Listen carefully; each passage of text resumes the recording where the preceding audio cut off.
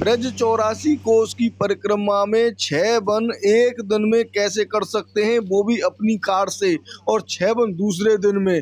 तो मात्र 2 दिन में आप 12 वनों की परिक्रमा कर सकते हैं। ब्रज 84 कोस में 12 वन, 24 उपवन सबसे महत्वपूर्ण होते हैं।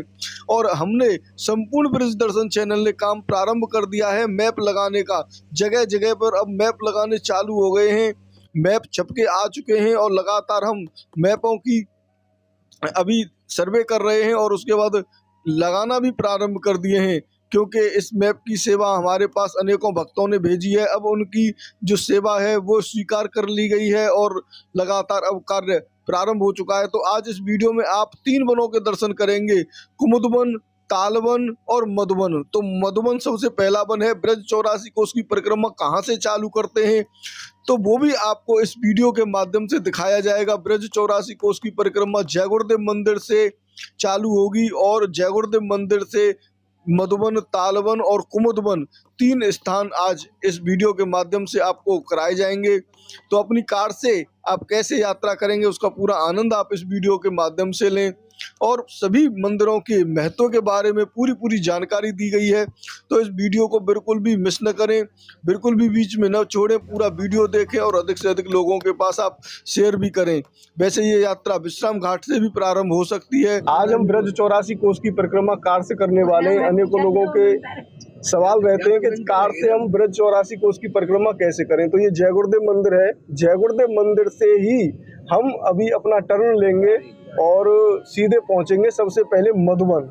मधुवन के दर्शन करने के बाद तालवन, कुमुदवन के दर्शन कराते हुए ब्रज 84 कोस की परिक्रमा को आपको पूरी कराएंगे। अभी हम गोवर्धन चौराहे से आए थे और घूम के अभी इस पुल के माध्यम से जय गुरुदेव मंदिर पे पहुंचेंगे और इस पूरे रास्ते को भी आपको दिखाएंगे थोड़ा थोड़ा करके। पुल के माध्यम से रास्ता दिखाएंगे जिससे आपको इस यात्रा में कोई समस्या ना आ पाए। तो ये वो स्थान है, इस स्थान से एमपी के लोग आते हैं, महाराष्ट्र के लोग आते हैं और अनेकों राज्यों के जो लोग आते हैं वो ज़्यादातर इसी स्थान से परिक्रमा को आसान समझते हैं और सुलभ समझते हैं इधर। तो यहाँ से अभी हमें लेफ्ट हैंड लेना है और जय गुरुदेव मंदिर ये है सामने। आप ये जय गुरुदेव मंदिर देख रहे हैं, बिल्कुल इसी जय गुरुदेव मंदिर के बराबर से फिर हमें सीधे हाथ की तरफ मुड़ना है और लगभग 1 किलोमीटर आगे चलने के बाद ध्रुव जी की तपोस्थली पे पहुंचेंगे। अब हमें यहीं से मुड़ना है। तो अभी हम जय गुरुदेव मंदिर से मोहली गांव के पास में आ चुके हैं और यहीं से अभी हमें मुड़ना है ध्रुव टीले की तरफ। तो आगे रास्ता है, अभी और आगे चलना है हमें। एक डेयरी दिखाई देगी और वहीं पर एक बोर्ड लगा हुआ है ध्रुव जी की तपोस्थली, तो वहीं से हम मुड़ेंगे।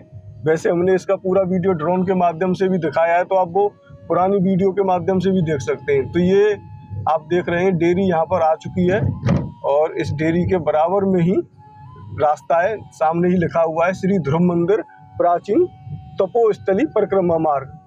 तो यहीं से अब हम मुड़ेंगे ध्रुव जी के मंदिर में जाने के लिए। और ये प्राचीन मंदिर है और काफ़ी सिद्ध मंदिर है। तो ये गली आप देख रहे हैं, ये डेयरी है, इस डेयरी के बराबर में ही ये रास्ता जा रहा है। तो थोड़ा सा और आगे चल के फिर मुड़ेंगे। अरे मनोज जी हैं। तो यहाँ पर आप देख रहे हैं ये एक मोड़ आता है और इस मोड़ से हम थोड़ा सा ही और आगे चलेंगे तो फिर एक मोड़ और आएगा और सामने ही हमें ध्रुव जी की वो प्राचीन तपोस्थली दिखाई दे जाएगी। और यहीं पर भगवान श्री कृष्ण जी ने नाचना सीखा था। राधा जी ने श्री कृष्ण जी को कान पकड़ के यहाँ पर बांसुरी बजाना भी सिखाया था और ठुमके लगाना भी सिखाया था। तो ये वही प्राचीन स्थल है और आज इस प्राचीन स्थल के वो सामने वो उधर मंदिर सामने दिखाई दे रहा है। आगे तो मुड़ के फिर दोबारा आते उधर की तरफ मुड़क जाएंगे तो अभी हम पहुंच जाएंगे। अच्छा, ध्रुव टीला ये है? हाँ, ध्रुव टीलो, असली ध्रुव टीलो तो जी है, लेकिन आगे एक कृष्ण कुंड और है, वो मोहली गांव में पड़ता है। अच्छा। वहाँ में वल्लभाचार्य जी की बैठक है, चैतन्य महाप्रभु जी की बैठक है। अच्छा। और ये जो है स्थान अतुका है जहाँ में आपको ऊपर जाना पड़ेगा। मैं तो न जा पाऊंगा ऊपर, चूंकि सीढ़ी बहुत ऊंची है। तो ये सामने आप देख रहे हैं यही वन है ध्रुव नारायण मंदिर मधुबन। हाँ, ये मधुबन है और इसकी परिक्रमा लगाने से हमें अगर 8 परिक्रमा अगर कोई इसकी लगा दे तो पूरी 84 कोस की यात्रा का फल उसे प्राप्त हो जाता है। इतनी शक्ति है इस मधुबन की परिक्रमा में। तो अनेकों भक्त आते हैं, वो यहाँ से परिक्रमा प्रारंभ करते हैं, यहाँ से परिक्रमा प्रारंभ हो जाती है और ये पूरे मधुबन की परिक्रमा करके यहीं पे निकल के आ जाते हैं। तो अभी हमें सीधा सीधा चलना है, अभी हमें मंदिर के पास में पहुँचना है और मंदिर के पास हम पहुँचेंगे तो सबसे पहले ऊपर ध्रुव नारायण जी के दर्शन होंगे। ध्रुव नारायण जी के बाद में माता काली के भी दर्शन होते हैं और यहाँ पर जो दर्शन होते हैं उन दर्शनों का जो लाभ है वो चारों युगों के ठाकुर जी के दर्शन करने का लाभ प्राप्त हो जाता है। तो अभी हम ये ध्रुव मंदिर में आ चुके हैं, यहीं पर अपनी गाड़ी को खड़ी कर देते हैं और चलते हैं दर्शनों के लिए। मधुबन में आ चुके हैं, मधुबन में आने के बाद में यहाँ पर दर्शन करेंगे। तो अभी भक्तगण जा रहे हैं दर्शनों के लिए और ये पूरा मधुबन है।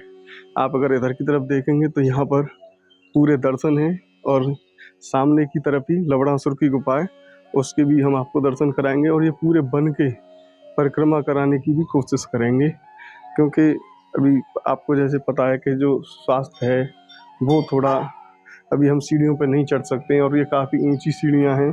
तो हमने पहले भी कई बार यहाँ के दर्शन किए हैं, उन दर्शनों को हम आपको करा देंगे तो आपको भी यहाँ पर लाभ प्राप्त हो जाएगा। तो भी स्वास्थ्य का ध्यान रखते हुए इस ब्रज 84 कोस की परिक्रमा को संपूर्ण ब्रज दर्शन आपको करा रहा है, तो पूरी परिक्रमा करेंगे। तो अभी हम मधुबन में हैं, मधुबन के बाद में तालबन जाएंगे जहाँ पर दाऊजी महाराज जी के दर्शन हैं। का आनंद आप यहाँ पर ले पा रहे हैं। अभी हम लवणासुर की गुफा में चल रहे हैं और पूरा मधुबन आप यहाँ पर देख रहे हैं, ये मधुबन है और इधर की तरफ में ही एक तप करने के लिए बहुत बड़ी यहाँ पर तपोस्थली भी बनी हुई है, जहाँ पर साधु संत तप करते हैं। इधर भी संत महाराज की यहाँ पर समाधियाँ बनी हुई हैं और ये है लवणासुर की गुफा। तो इस लवणासुर की गुफा में जैसे ही प्रवेश करते हैं तो बहुत बड़ी शांति यहाँ पर प्राप्त होती है। चप्पल उतारो, चप्पल उतार के चलना होता। तो ये इस गुफा के अंदर हम चल रहे हैं अभी और दर्शन आपको कराते हैं इस लवणासुर की गुफा के। यहाँ पर आप देखेंगे तो बहुत ही अद्भुत अलौकिक शांति है। तो यही वो लवणासुर की गुफा है। इसी लवणासुर की गुफा में होके ये देखो काफ़ी गहरी ये गुफा है, अंदर तक आप देख सकते हैं। अभी तो फिलहाल में ये बंद है, कोई जाता नहीं है। और इधर में हनुमान जी यहाँ पर विराजमान है। यहाँ ये चारों युगों की भूमि है। सतयुग में बालक ध्रुव ने तपस्या की, 6 महीने में ही भगवान को प्राप्त किया है। तब सतयुग निकल गया, ध्रुव जी ने 36,000 बार राज्य कर लिया, ध्रुव अपने लोक को चले गए। तब त्रेता युग आया तो सतयुग में यहाँ मधु नाम का दैत्य रहता था, मधु कैटव। मधु का पुत्र हुआ लवणासुर। उसने त्रेता युग में हाहाकार कर रखा था अपनी तपोबल से, क्योंकि शिव जी की तपस्या की, अमोघ त्रिशूल शक्ति प्राप्त की। वो त्रिशूल उसके पास रहता था, वो किसी से नहीं पराजय होता। 4 ब्राह्मणों को डेली आहार करता था। ब्राह्मण या साधु जो भी मिलता था उसको आहार करके और इसके मार्ग से, गुफा के मार्ग से, और यमुना जी में पानी पीने जाता था। ये विश्राम घाट पे निकलती थी त्रेता युग। तो यहाँ से ब्राह्मण समाज दुखी होकर के और अयोध्या पहुँचे राम जी की शरण में। कहते हैं कि अयोध्या में उस समय पर एक ऐसा घंटा लटका था, उसको 100 आदमी अयोध्यावासी मिलके बजाते थे, तब वो घंटा बजता था। अच्छा। यहाँ से 4 ब्राह्मण गए, उन्होंने जाकर के वो घंटा बजा दिया। तो सैनिक बाहर आए, उन्होंने कहा कि ये 4 विप्र आए हुए हैं, इन्होंने चारों ने घंटा बजा दिया। हमारे यहाँ 100 आदमी मिलके बजाते हैं, तो इन्होंने चारों ने बजा दिया। तो राम जी से कहा, राम जी ने कहा उनको अंदर लेके आओ। तो ब्राह्मण राम जी के पास पहुँचे। ब्राह्मणों ने कहा कि प्रभु हम बड़े दुखी हैं, हमारे मधुबन में और एक लवणासुर नाम का दैत्य है, वो ब्राह्मणों को डेली आहार करता है, हमारी मथुरापुरी खाली हो जाएगी। आप हमारी रक्षा कीजिए। तो राम जी ने वहीं शत्रुघ्न जी को बुलाया और मथुरा का राज अभिषेक कर दिया कि हम तुम्हें मथुरा का राज दे रहे हैं, आप मथुरा जाइए, राज करो और उस दैत्य का वध करो। तब हनुमान जी के साथ, हनुमान जी को भी राम जी ने शत्रुघ्न जी की सेवा में भेजा कि वो दैत्य ना मरे जब तक, हनुमान जी तुमको इनके साथ रहना है। तो यहाँ हनुमान जी और शत्रुघ्न जी आए हाँ। विप्रों के साथ में, और आकर के भूतेश्वर महादेव की स्थापना की। भूतेश्वर महादेव शत्रुघ्न जी ने स्थापना की, पूजा की, अर्चना की, वंदन किया, तो शंकर जी प्रसन्न हुए। शंकर जी ने बताया कि वो तुमसे नहीं मारा जाएगा, उसके पास मेरी अमोघ शक्ति है, त्रिशूल दिया हुआ है। शत्रुघ्न जी ने कहा प्रभु फिर कैसे उसका वध होगा? कि वो त्रिशूल रख के शिकार खेलने निकलता है। हाँ। तो वो गुफा के मार्ग से मधुबन में शिकार करता है, वो त्रिशूल गुफा के अंदर रख के जाता है। वो त्रिशूल उसके पास ना हो, उस समय उसका वध किया जाए। तो शत्रुघ्न जी ने यहाँ जैसे ही वो शिकार खेलने के लिए निकला, हाँ। तो यहाँ हनुमान जी को पैरे पे खड़ा कर दिया है। अच्छा। कि त्रिशूल इसके अंदर है, हनुमान जी हाँ। वो इस त्रिशूल तक नहीं पहुंच पाए, आप इसका मार्गदर्शक कीजिए। तब हनुमान जी यहाँ विराजमान हुए और बाहर शत्रुघ्न जी ने उसको ललकारा और उससे युद्ध किया, उसको उसका वध किया। ये त्रेता युग की कथा है, ये वो लवणासुर की गुफा है। जब त्रेता युग निकल गया, द्वापर आया, द्वापर में भगवान कृष्ण ने यहाँ मथुरापुरी में जन्म लिया, गोकुल में पालन हुआ, यहाँ गौचार लीला करने भगवान कृष्ण आए। तो यहाँ भगवान कृष्ण ने आकर के मुरली को बजाया, तो राधा रानी बरसाने से दौड़ी चली आई। वो कहते हैं ना कि मधुबन में राधिका नाची रे, गिरधर की मुरलिया बाजी रे। यहाँ राधा रानी को नचाया है। पूरे भारत में, पूरे ब्रज 84 कोष में राधा रानी कहीं नहीं नाची, एक मधुबन में ही नाची है। तो यहाँ राधा रानी को नचाया कृष्ण ने। जब कृष्ण भगवान अपने धाम को चले गए, कलयुग का आगमन हुआ, तो ये ब्रज लुप्त होने लगा। तो राधा रानी और भगवान कृष्ण ने दोनों जुगल जोड़ी रूप में प्रकट हुए मायापुर में, चैतन्य महाप्रभु जी के नाम से। तब उन्होंने आकर के चैतन्य महाप्रभु जी ने हरिनाम संकीर्तन करते हुए इस ब्रज का निर्माण किया दोबारा। ये चारों युगों की भूमि है। जय श्री राम। ध्रुव जी ने सबसे पहले यहाँ पर तपस्या है। ध्रुव जी ने तब किया है, बताया। नारद जी ने कहा है कि तत्तात गच्छ भद्रम ते यमुना तटम पुण्यम मधुवनम यत्रम सानिध्य नित्यधारी। कि बालक ध्रुव तुम वहाँ चले जाओ मधुबन में, वहाँ नित्य निवास श्री हरि विष्णु का है मधुबन जिसका नाम है, और यमुना जी के किनारे पे वो पुण्यों की खान है, वहाँ तुमको भगवान श्री हरि विष्णु अवश्य मिलेंगे। तो महाराज जी से आपने काफी अच्छी जानकारी प्राप्त की मधुबन की, और यही वो मधुबन है, यही वो गुफा है। इसी गुफा में हो कि लवणासुर जाता था और स्नान करके और शिकार खेल के आता था। तो राम जी के भाई ने यहाँ पर ही एक पहरा लगा दिया हनुमान जी का। तो ये हनुमान जी यहाँ पर आज भी विराजमान है।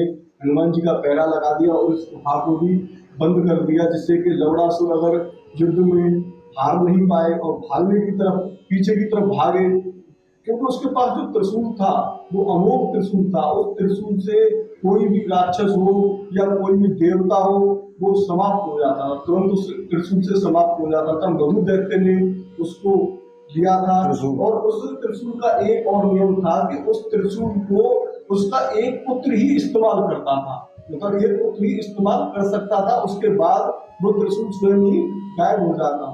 तो लवणासुर ने ऐसी योजना बनाई कि मैं इस पूरी मथुरापुरी पर अपना राज्य बना के रखूं, और यहीं पर जो मथुरापुरी है, मथुरा का नाम भी इसी जगह से पड़ा था, मधु दैत्य के नाम से यहाँ पर ये नाम पड़ा। तो चलते हैं और आगे की तरफ और दिखाते हैं आपको इस पूरी 84 कोस की परिक्रमा। यहाँ से अब हम निकल चुके हैं तालवन की तरफ।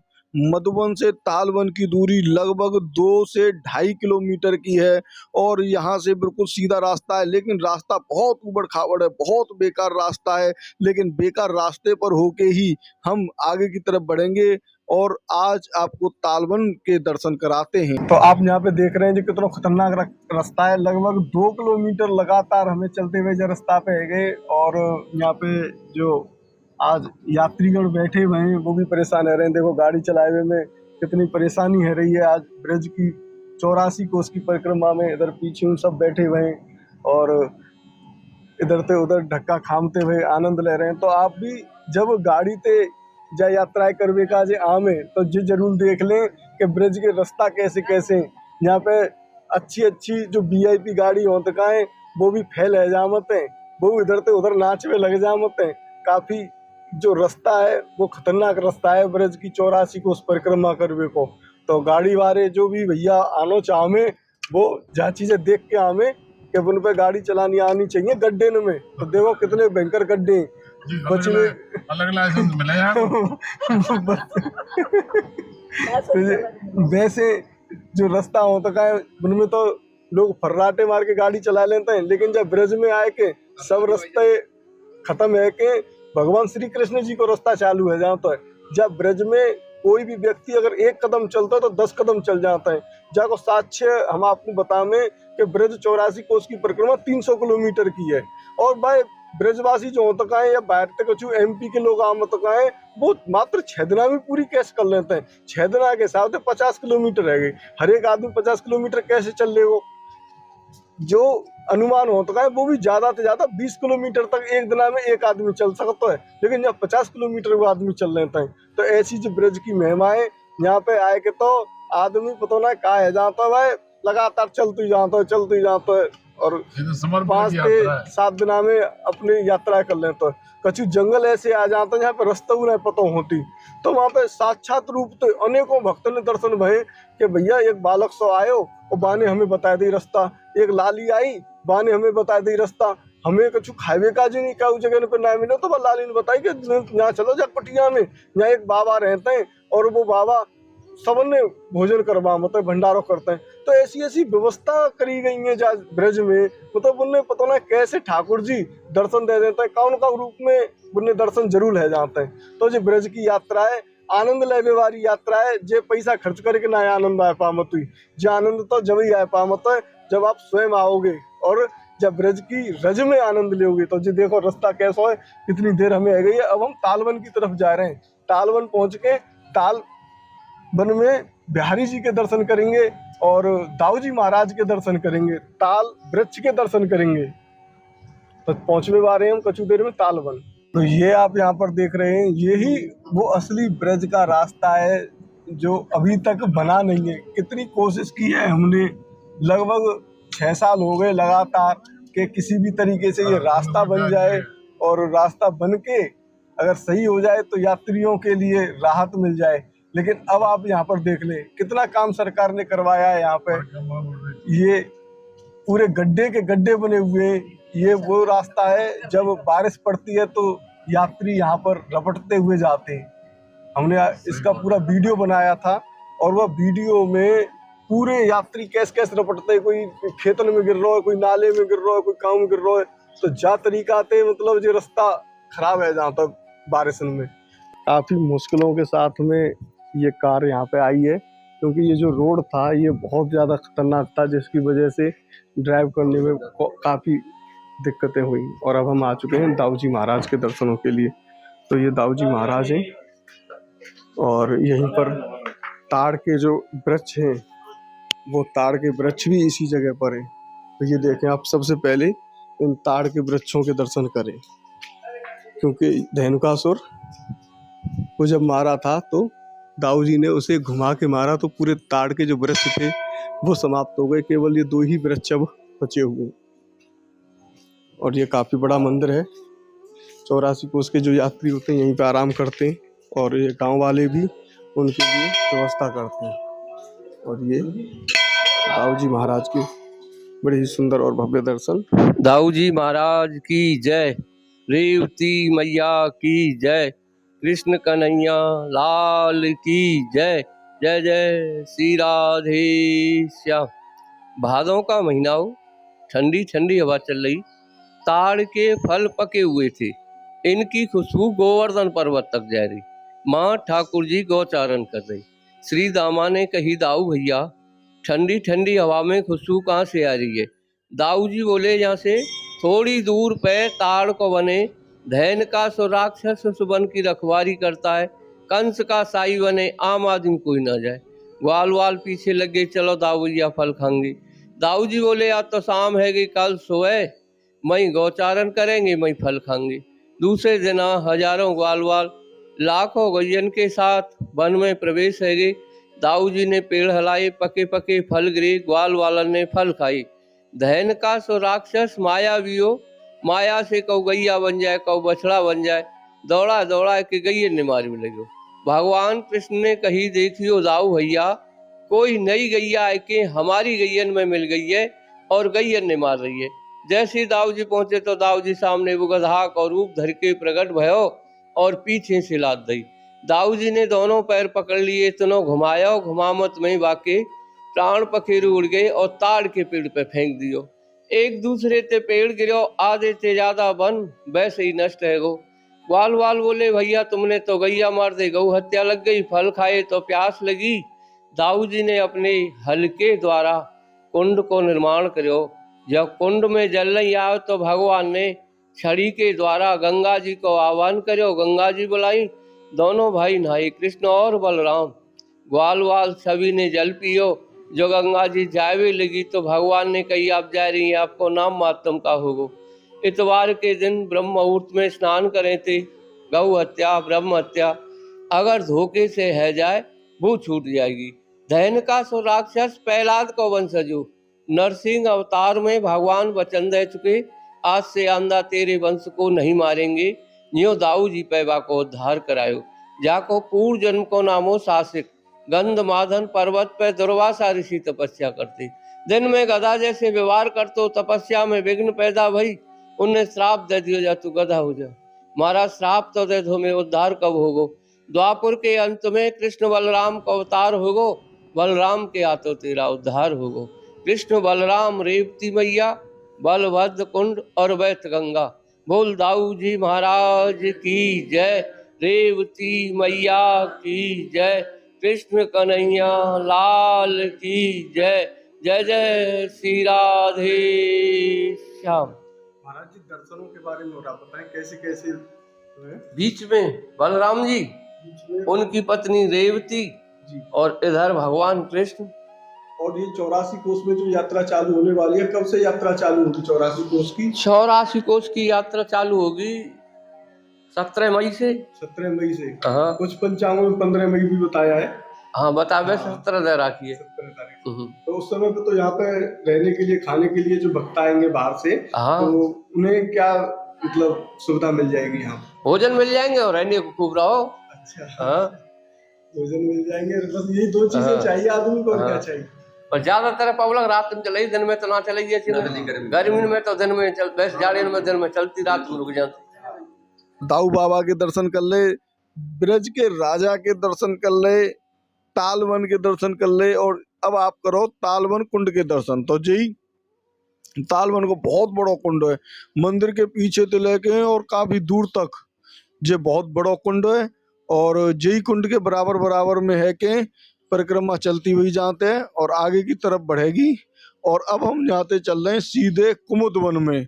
तो कुमुदवन में पहुंचने के बाद कुमुदवन के पूरी जो दर्शन की प्रक्रिया है वो आपको दिखाई जाएगी, और वहाँ की पूरी लीला भी आपको बताई जाएगी। वहाँ के सेवायत जी से मुलाकात करेंगे। वहाँ के सेवायत जी बहुत ही सुंदर कथा सुनाते हैं कुमुदवन बिहारी जी की, और किस प्रकार से व्यवस्था है वो भी हम आपको दिखाएंगे। ब्रज के दर्शन आप कर रहे हैं, रास्तों के दर्शन कर रहे हैं, तो आनंद लेते हैं इन्हीं लीलाओं का और पहुंचते हैं कुमुदवन में। अब हम जो है कुमुदवन जा रहे हैं।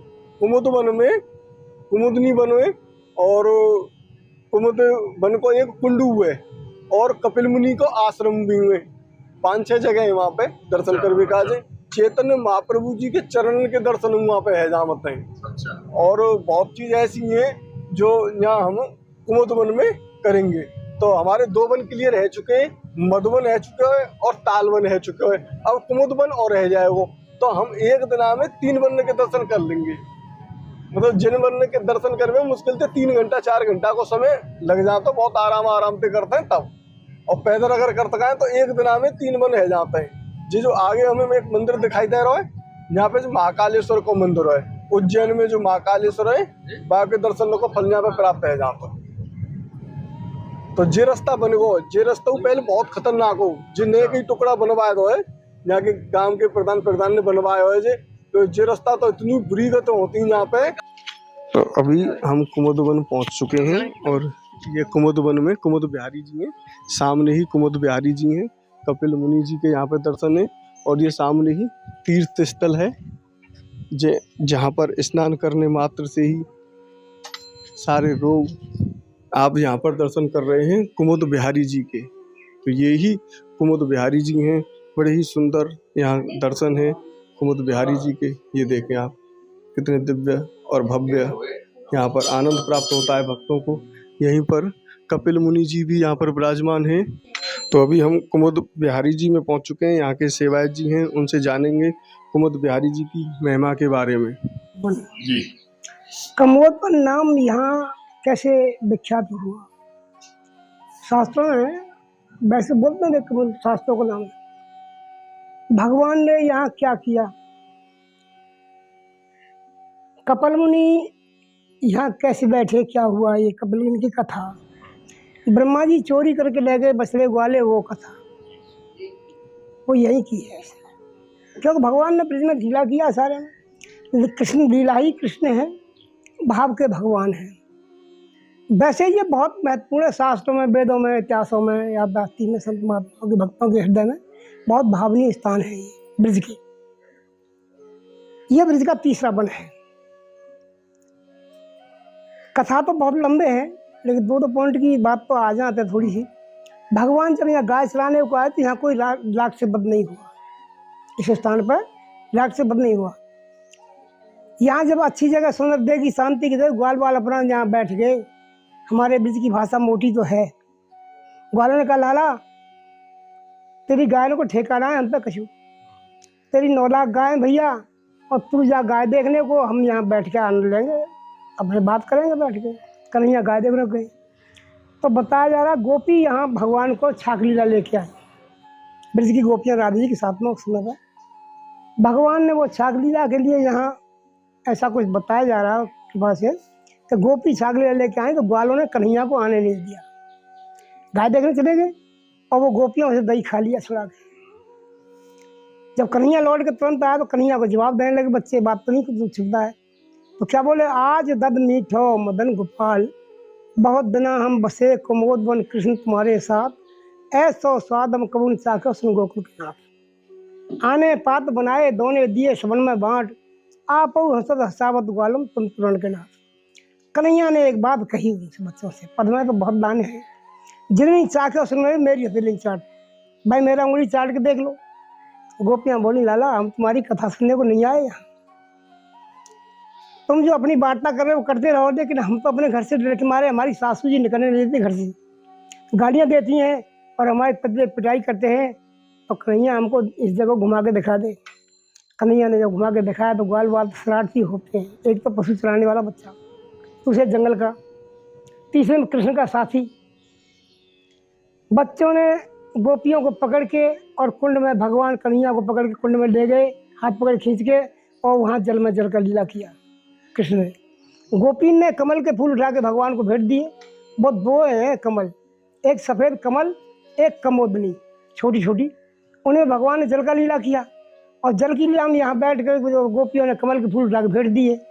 तो वहाँ से नाम कमोद बिहारी, राधा कमोद बिहारी पड़ गया।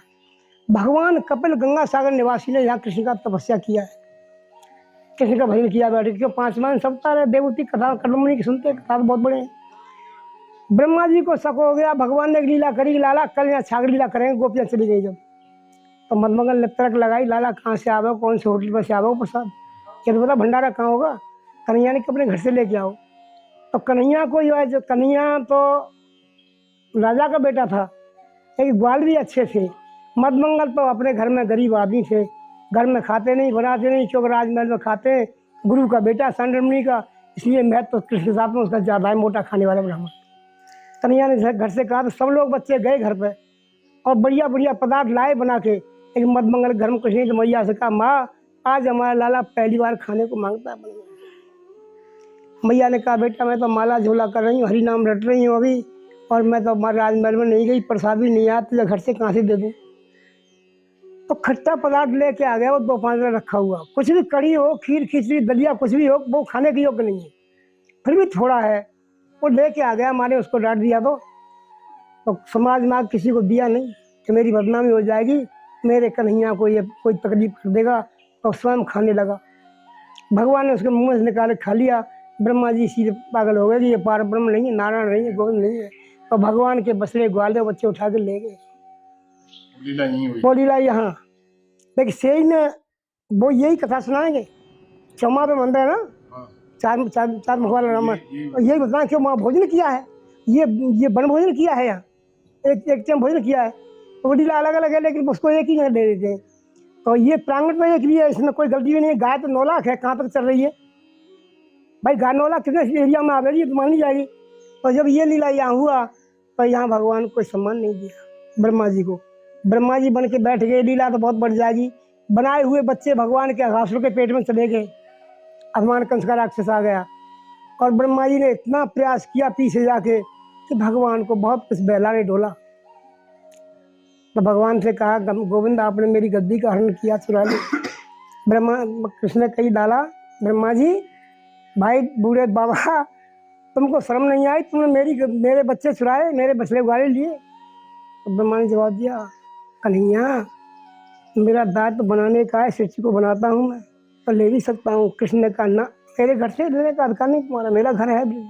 तो यहाँ भी एक कसम खाई, ब्रजवासी वल्लभ सुदाम मेरे जीवन प्राण, इनको नहीं बेसारी वो नंद बाबा की आन, कसम खाया यहाँ। तो ब्रह्मा जी इतने कमज़ोर हो गए कि गद्दी वापस आ जाए, चींटी बन के आएंगे नीचे प्रसाद गिर जाए ले लूँगा, तो वहाँ भी नहीं करने दिया। मछली बन के पानी में गए कि यहाँ पर हाथ धोएंगे प्रसाद पा के, वहाँ भी नहीं दिया। लेकिन ब्रह्मा का मंदिर है और शादी भी किया जाता कृष्ण का भागी रोड में, तो मंदिर भी है और शादी भी किया है, लेकिन सम्मान नहीं है ब्रज में, कृष्ण के सामने सम्मान नहीं है। कई कारण है इसमें। तो यहाँ ये कथा हुआ क्योंकि भगवान एक है। उसने बोल दिया सर्वधर्म परित्यज्य मम के, भगवान साहब बोल रहा है गीता में, सब धर्मों को छोड़ मेरे में आ जा, मैं तेरा भक्त से तेरा उद्धार कर दूंगा। लेकिन जीव के सुनने नहीं आता हमारे में। कोई किसी देवता को मान रहा है, कोई किसी को मान रहा है, कोई किसी को मान रहा है। हाँ, इनका सम्मान तो करना है देवताओं का हमें, क्यों हमारे पार्षद हैं, ये मंत्री हैं भगवान के। लेकिन भगवान तो एक ही है। क्यों? कन्हैया में कितने गुणावगुण हैं। चोर तो है, रण चोर, चीड़ चोर, रण चित चोर, माखन चोर, और गुंडा भी एक नंबर है बाबूजी कन्हैया। और राजा का महाराजा, दादाओं का दादा सरदार, और गौड़ का गौड़, लॉर्ड गौड़ कृष्ण हीरो है, खेल का हीरो है सारे का। क्यों कि उसने सारे तीर्थों को यहाँ ब्रिज में वास दे दिया लाके, सब खेल का खिलाड़ी है। अगर कन्हैया नहीं होता और नंद बाबा नहीं होते, यहाँ ब्रिज कौन बनाता? राक्षस भूमि थी, असुर भूमि थी। तो यहाँ भगवान के हमारे बोलने को सब लोग बोलते हैं लेकिन उसका भाव नहीं देखते। ब्रज 84 को उसमें मुक्ति पड़ी बिलखाए, मुक्ति कहे गोपाल से तू मेरी मुक्ति होता है। और कन्हैया ने बोल दिया, भगवान ने पड़ी हो बिरहा में, साधु संत सब जाएं, ब्रज उड़ मस्तक लगे शायद मुक्त हो जाए। जिन संत महात्माओं ने तपस्या किया और तपस्या में भगवान खुश होकर आशीर्वाद देने गया, इतना नॉर्मल है, तपस्या से खुश हो गया। तो जाके जब भगवान ने कहा बोलो क्या चाहते हो, तो जिन्हें भाव से शादी मांग लिया तो शादी करा दिया। झूठा नहीं, सही है। किसी ने संतान मांग लिया, किसी ने पैसा मांग लिया, सब कुछ दिया। जिनमें से शादी में कर्दम मुनि की शादी कराई कबर देवती मैया से। एक सौरऋषि पानी में गए तपस्या करने को, वो बुढ़े हो गए, उनका भाव आ गया, तो वो भी 50 कन्याएं मानदाता की ले गए एक शादी के पीछे।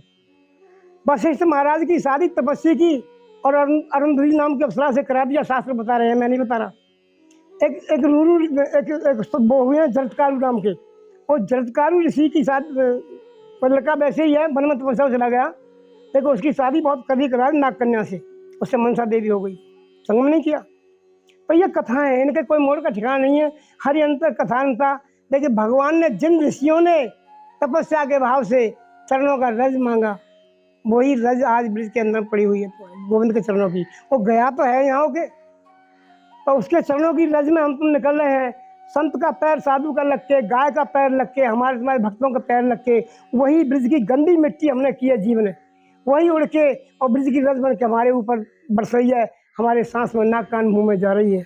तो ये ब्रिज की रज की ताकत बताई है, और ये उद्धार के स्रोत हैं हमारे। क्योंकि अजामिल के कथा में प्रकरण खोल दिया कहीं कहीं, अजामिल का नाम लेने से उद्धार हो गया।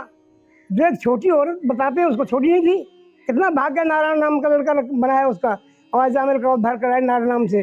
तो हमें क्या भगवान यहाँ ब्रिज में घूमने से देगा नहीं? उसने एक दिया भी है, चरणम पवित्रम यद तीर्थ गमनम, हृदय पवित्रम यद ब्रह्म ज्ञानम, मुखम पवित्रम यद राम नामम, और हस्तम पवित्रम यद पुण्य दानम। बहुत कुछ दिया है शास्त्रों में, लेकिन शास्त्र एक नहीं है। जिन हर कथा सुनी नहीं काना भवन श्रवण समाना, जिसने भगवान की कथा गुणगान नहीं सुना हो उसके सांप के कान के समान बिले हैं। जिसने भगवान की मूर्ति का दर्शन नहीं किया हो सपने में भी उसके मोर पंख के चंद्रमा समझना आँख के लिए। तो एक एक जगह पे एक एक खंड है, कहाँ तक बखान करेंगे इसका। हरि अनंत हर कथा अनंता, देख कृष्ण एक है।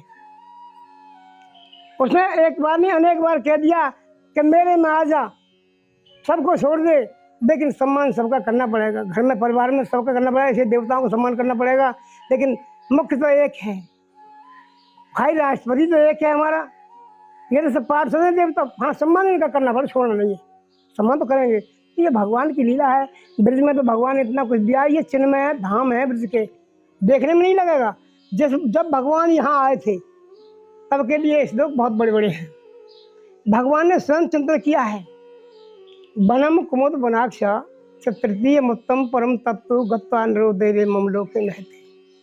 भगवान ने स्वयं चिंतन किया कि जब भगवान गाय चराने को आए दोनों भाई यहाँ ग्वाल वालों के साथ में, तब ये कुंड और ये स्थान अनेक प्रकार के पुष्पलता में सुंदर सुशोभित था। भगवान सुंदर चिंतन करने लगे। भगवान कपिल गंगा सागर निवासी ने कृष्ण का आराधना किया है। ये 12 पुराण में लिखा हुआ है, हम नहीं करें इसको। तो यहाँ के बारे में बहुत भाव से तो अलग अलग बोलते हैं लोग, कोई भाव में कमी नहीं है। कोई कुछ कहता है, कोई कुछ कहता है, लेकिन गोविंद तो एक है, परमात्मा एक है, उसके हर जगह तो मंदिर है। ये गोविंद ने अगर कृष्ण ही नहीं होता तो ये मंदिर क्यों बनते हैं हम में? तुम्हारे सारे तीर्थ हैं एक ब्रह्मा छोड़ के। प्रयाग भी है यहाँ, मतलब प्रयाग है मेरे मतलब प्रयाग है, वहाँ जाते नहीं मंदिर पर, जो जानते हैं वो जानते हैं उसको है। तो सांख्य शास्त्र कथा सुनाई और माँ ने कहा बेटा पिताजी बन को चले गए, ये कन्याएं कौन संभालेगा? माँ चिंता मत कर। तो 9 ऋषि आए हैं, उनके साथ शादी हो गया इनकी बहनों का, 9 बहनें हैं इनकी। और माँ से बोल दिया माँ यार भगवान हरि की कृपा हो जाए और मनुष्य अपनी जीभ अपनी जिद्दा से हरि नारायण नाम उच्चारण करे, परम वैष्णव बन जाता है। वो कितना भी महादुराचारी हो, चांडाल हो, शूद्र हो, कुत्ते का मांस खाने वाला, निष्कर्म करने वाला हो, वही वैष्णव बन जाता है। माँ हरि नाम में बहुत ताकत है, हरि अनंत हरि कथा अनंता। तो माँ मैं तपस्या को जाऊँ, तो माँ तो सुन के पानी बह गया, पानी बन गई। और पिताजी बन को चलेंगे कि दृष्टि नहीं होगा। बहुत बड़ा कथा है इनका, 4 दिन में होगा नहीं, जानते हैं, फिर भूल भुलिया हो जाएगी, इतना रिपीट नहीं है। देख करें क्या, हम जैसे गंवार आदमी को यहाँ भगवान ने एक स्थान पर रख दिया पूजा करने के लिए। कब तक रखा है, किससे मिलान होगा किससे नहीं होगा, कोई ठिकाना नहीं है, कोई दिखापड़ी नहीं है, या कोई प्रमाण के भेजा है। कब कौन कब आ सकता है, कितने जीव निकल जाते हैं यहाँ के। आषाढ़ क्षेत्र में महाप्रभु भी आए हैं। अब 4थी परिक्रमा हम तुम सभी कर रहे हैं उसी भाव से, तो बोलो क्यों आए यहाँ, गलत नहीं है, सही है। देखिए इसका करने का देखने का भाव चाहिए, भाव का बात है, भाव से देखना है सब। यहाँ भाव का काम है। अगर आपका भाव सही है तो भाव के भगवान हैं। और बाबूजी लेंस एक नहीं 50 लगा लो आप। मैया ईश्वर ने कौन सा लेंस लगाया, जिसने पार ब्रह्म को जगदीश को जो सनातन एक है, जिस ज्योतिष रूप को बांध दिया खमा से पकड़ के, और कान पकड़ने चाहे कोई नहीं जा सकता है। माँ कौशल्या को देखो नंगा करके सोना पड़ गया उसके सामने। इसमें कभी लोग कल्पना कर दे छोटे गाने भक्तों ने मुझको नाना भाव पता है, यह जो भाव लिया है वो जाएंगे, हमारी भावना है।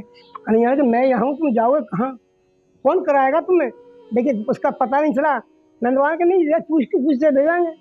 तो किसी ने देखा है कि नहीं देखा है, मैं दिखाऊँ तो दिखाओ। और सबसे कहा आंखें बंद करो, है जादूगर, खेल का खिलाड़ी है। सबने आंखें बंद किया और एक ही झटका में सारे तीर्थों को, चारों धामों को प्रकट कर दिया ब्रिज के अंदर में, और नंद बाबा को दर्शन करा दिया। तो वो लीलाधारी एक है, वैसे रामकृष्ण दोनों एक है। और ये भी ज्यादा न कह के, ये भी पार ब्रह्म नहीं है, ये भी कला से है। क्योंकि इनके अवतार बड़े बड़े हैं, 24 अवतार में, लेकिन ये भी देवताओं में है, विष्णु भी देवताओं में है। वो शक्ति तो अलग ही है कोई और, लेकिन हाँ इनको सम्मान हमें यहीं तक है, हम मान रखेंगे। हमारी यहीं तक जानकारी, इन तक पहुँच सकते हैं, ऊपर पहुँचने में बड़ा ताकत चाहिए। क्योंकि जब सृष्टि बनाई है तो कथा बहुत बहुत बड़े बड़े कहते हैं, पढ़ा लिखा तो कोई हो नहीं। ब्रह्मा जी ने जब सृष्टि रची है ना, तो ब्रह्मा जी कमल के फूल पर चक्कर काट रहे हैं पानी में, और कभी कई प्रकार कल्पना करते हैं, कमल रेडी पे बैठ ब्रह्मा जी ध्यान करें।